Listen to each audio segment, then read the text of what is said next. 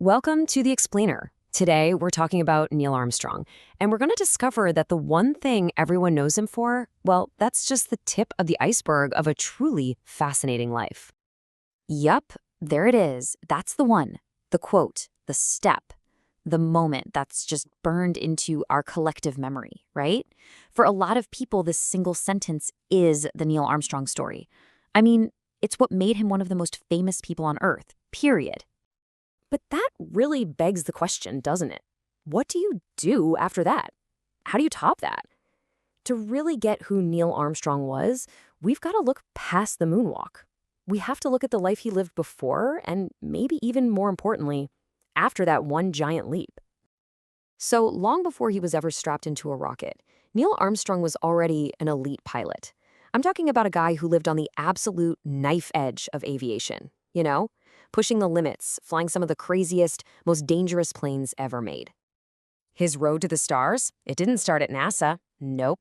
It started right there in the cockpit. We're talking 78 combat missions in the Korean War.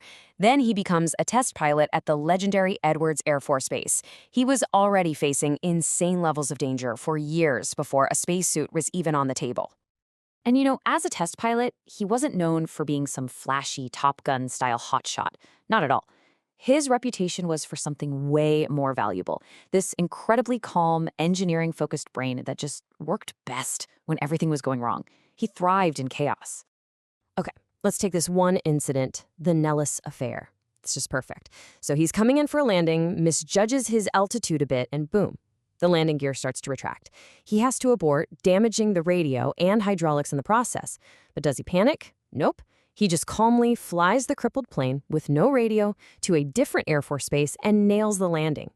And here's the kicker, the truly hilarious part. The two rescue pilots they send to pick him up, they also have landing problems. So all three of these ace pilots end up having to bum a ride home in a car. You can't make this stuff up. And get this, that F-104, that was just one of over 200, that's right, 200 different kinds of aircraft he flew. We're talking the whole spectrum, from massive bombers like the B-29 Superfortress, all the way to the legendary X-15 rocket plane. The one he flew right to the very edge of space. So after walking on the moon, you'd think he could do literally anything he wanted, right? Write his own ticket. But what he did next was, well, it was a total surprise. And it tells you everything you need to know about the guy. He chose to walk away from all that fame and right into a university classroom. That's right, he resigned from NASA and took a job as a professor of aerospace engineering. And look at this, he was an astronaut for 9 years, from 62 to 71, and he was a professor for 9 years, from 71 to 80. He spent the exact same amount of time teaching future engineers as he did being one of the world's most famous astronauts. That's pretty telling. And make no mistake, this wasn't an accident. This was a deliberate choice. In his own mind, he wasn't a celebrity. He was an engineer. That's what he was, first and last. And going into teaching, that was him getting back to his roots, doing what he loved, and sharing that passion. I mean, his humility was just off the charts. It's legendary. Get this, when the university looked at his resume, it didn't say first man on the moon. No, way. His title was listed as Commander of the Apollo 11 moon mission. Just the facts. He just saw himself as a guy doing his job, a member of a huge team, not some larger-than-life historical icon. And he really threw himself into it, too. This wasn't some cushy figurehead job. He taught the tough core aerospace classes. He created brand new graduate-level courses. By all accounts, he was a really good teacher, but also a tough grader. He expected a lot from his students. He was all in, and he only left when he felt like the university's red tape was keeping him from actually teaching. But his story of public service doesn't end there, not by a long shot. Years later, he was called back into service during one of NASA's absolute darkest hours. After the heartbreaking, tragic loss of the Space Shuttle Challenger in 1986, the entire country was in shock. President Reagan knew he had to get answers.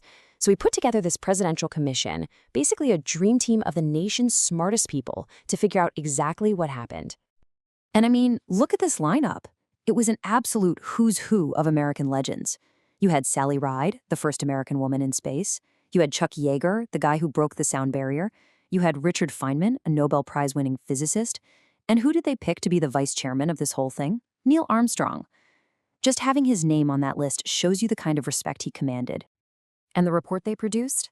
It was brutal. It was unflinching. It identified the technical problem, sure, the failure of those O-ring seals, but it went so much deeper. It pointed a finger at a broken culture inside NASA, a total breakdown in communication between the engineers and the managers. Their conclusion that the disaster was an accident rooted in history. Wow, that was a powerful, powerful statement about systemic problems. So, okay, let's put the pieces together.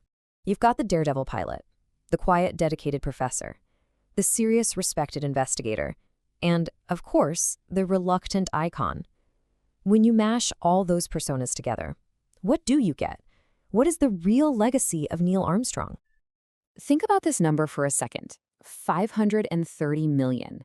That's how many people, at a minimum, watched him take that first step. In that one instant, he became one of the most famous people on the planet. And that fame, well, it was a shadow he lived with for the rest of his life. But he didn't just shy away from being a celebrity. He actively fought it. He rejected it completely.